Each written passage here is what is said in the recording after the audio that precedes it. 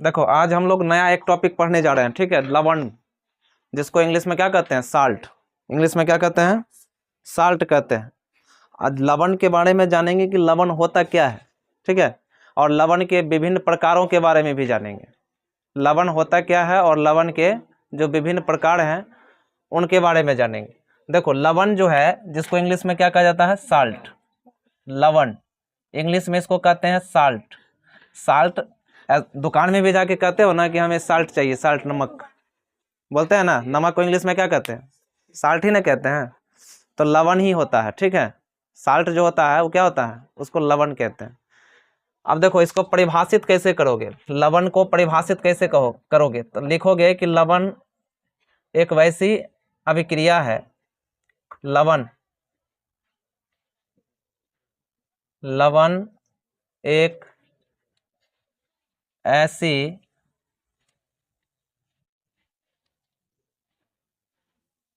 अभिक्रिया है जिसमें अम्ल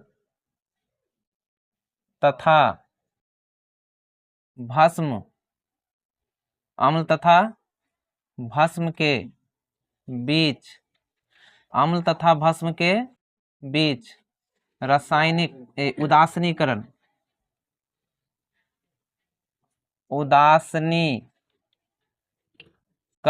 उदासीनीकरण अभिक्रिया के बाद बनता है।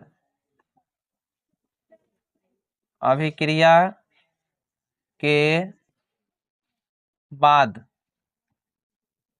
बनता है।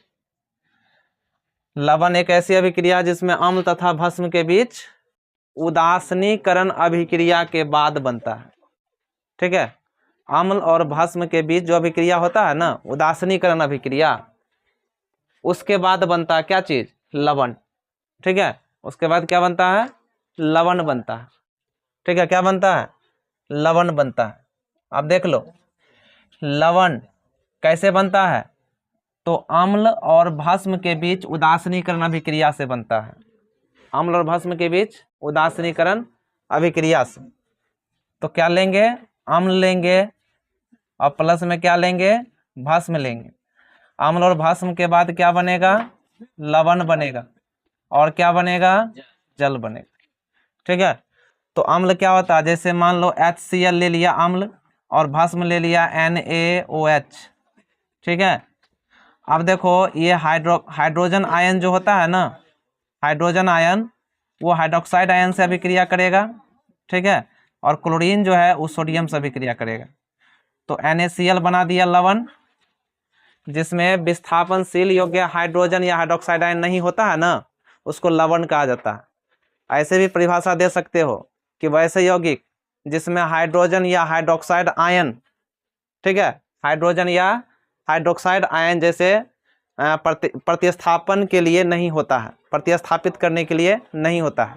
अब देखो ना इसमें हाइड्रोजन है ना हाइड्रोक्साइड आयन है, तो वैसे यौगिक को क्या कहा जाएगा? लवण कहा जाएगा, है कि नहीं। लवण वैसी अभिक्रिया है या लवण वैसा यौगिक है जिसमें प्रतिस्थापित यानी कि प्रतिस्थापन होने के लिए ना उसमें हाइड्रोजन होता है और ना ही हाइड्रोक्साइड आयन होता है, ठीक है। ना हाइड्रोजन आयन होता है और ना ही हाइड्रोक्साइड आयन होता है। देखो इसमें ना हाइड्रोजन है ना हाइड्रोक्साइड आयन है कि नहीं। इसलिए इसको क्या कहा गया? लवण नाम दिया गया, ठीक है। इसको क्या नाम दिया गया? लवण। और क्या बनाया? H2O। देखो यहाँ H OH से अभिक्रिया करेगा तो H क्या हो जाएगा? 2 गो और O हो गया, यानी कि जल बनाया। तो वैसे यौगिक जिसमें ना हाइड्रोजन हो और ना हाइड्रोक्साइड आयन हो, ना हाइड्रोजन आयन हो और ना ही हाइड्रोक्साइड आयन हो प्रतिस्थापित होने के लिए, वैसे यौगिक को लवण कहा जाता है। तो ये हो गया लवण और ये हो गया जल, ठीक है। और ये क्या है? अम्ल है और ये भस्म है, कोई दिक्कत नहीं, ठीक है। तो ये था लवण का परिभाषा, और लवण को समझने के लिए ये अभिक्रिया दिया हुआ, ठीक है। परिभाषा के साथ एक अभिक्रिया देना बहुत जरूरी होता है, ठीक है। उदाहरण इसको समझ लो या अभिक्रिया इसको समझ लो, ठीक है। ये देना बहुत इंपॉर्टेंट, कोई दिक्कत नहीं। चलो इसको नोट करो।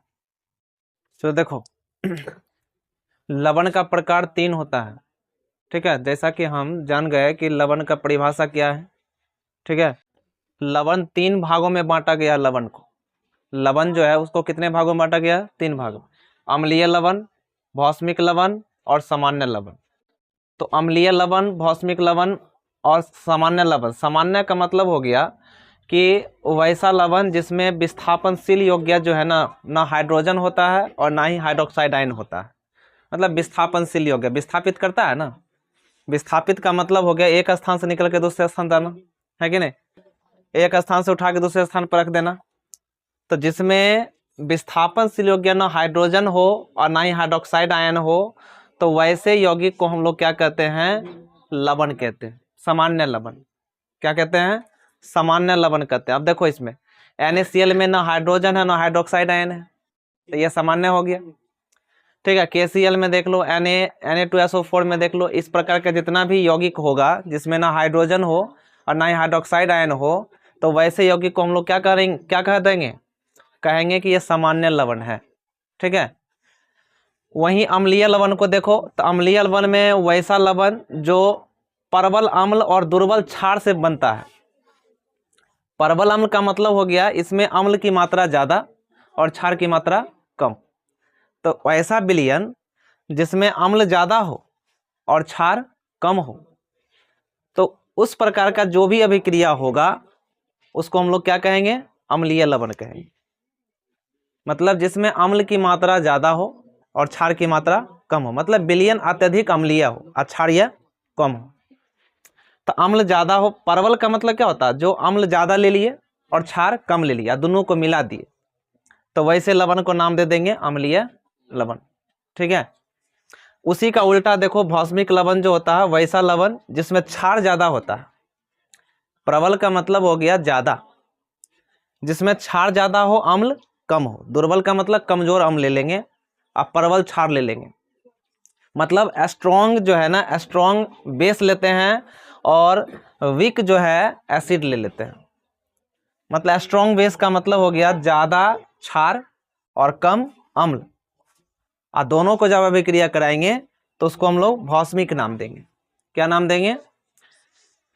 तो यहाँ उल्टा है, देखो अम्लीय का मतलब सीधा, देखो यहाँ पर जो शब्द है इस शब्द से पता चल जाता है कि जिस विलयन में या कोई भी मान लो कि किसी चीज़ को अभिक्रिया करा रहे हैं, मतलब 2 चीज़ का अभिक्रिया करा रहे हैं, अम्ल और भस्म का, तो अम्ल का ज़्यादा मात्रा ले लिए और भस्म का कम मात्रा ले लिए, है कि नहीं? तो अम्लीय ही ना कहलाएगा। वो विलयन कैसा होगा? अम्लीय ही होगा। टेस्ट में कैसा होगा? खटापन होगा, है कि नहीं? तो उसको हम लोग अम्लीय कहेंगे, अम्लीय लवण कह देंगे कि ये अम्लीय है। उसी का उल्टा भौस्मिक में, जिसमें क्षार ज़्यादा ले लेंगे, क्षार की मात्रा, जैसे कि मान लो 2 चीज़ को कहेंगे मिलाओ। अब 2 चीज़ को कहे तुमको मिलाने के लिए, तो 2 चीज़ को जब मिलाने के लिए कहे तो क्या 2 चीज़ है? एक अम्ल है, एक भस्म दे दिए। तो अम्ल और भस्म तुमको दे दिए, तो मान लो कि अब यहाँ पर जो है अम्ल का ले लिया तुम 2 हिस्स और भस्म का ले लिया 1 हिस्स। ठीक है, तो अगर ये दोनों को मिला रहे हो, अगर 2:1 में लिया तो 1 अनुपात है मान लो क्षार का, 2 हिस्स है किसका?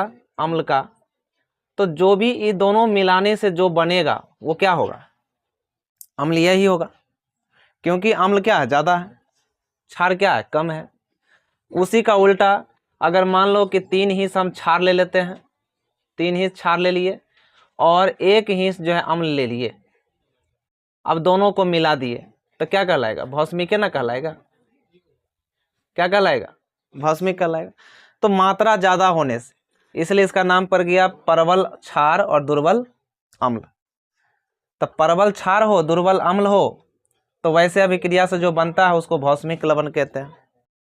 जिसमें प्रबल अम्ल हो, दुर्बल क्षार हो, मतलब अम्ल ज़्यादा हो क्षार कम हो, उसको अम्लीय लवण कहेंगे। उदाहरण नीचे दिया हुआ है सबका, है कि नहीं? कोई दिक्कत है? नहीं है? नोट कर लो।